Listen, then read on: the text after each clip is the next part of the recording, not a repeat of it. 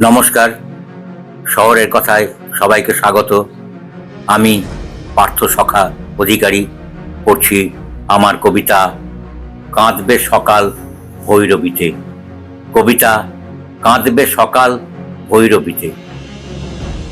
আমার শূন্যতা রেখে যাব আমি চিরচলমান প্রকৃতিতে। পাখিরা কেউ গাইবে না গান, ভাসবে আঁখি অশ্রুতে।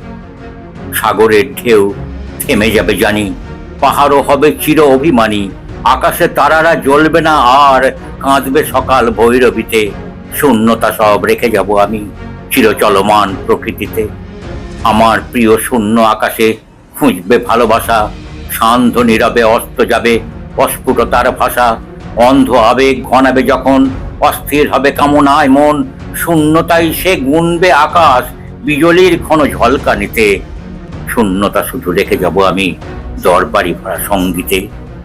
নমস্কার, সবাই ভালো থাকুন, সুস্থ থাকুন, সৃজনে থাকুন, শহরের কথার সঙ্গে থাকুন।